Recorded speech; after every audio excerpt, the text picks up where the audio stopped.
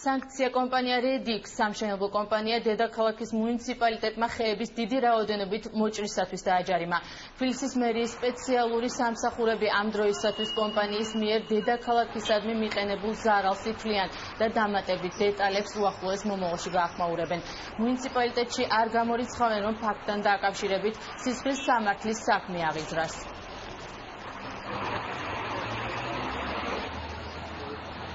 Компания ახორციელებდა აპირებს გახოცის განახორციელების სამშენებლო სამუშაოები შესაბამისად გაცემული ნაწილ-ნარგავობაზე მოწესდება რომელიც შესაძლებელი იყო, მაგრამ სამწუხაროდ ამით არ დაკმაყოფილდნენ და მოინდონა მთლიანად ყველა ნარგავობის მოჭრა.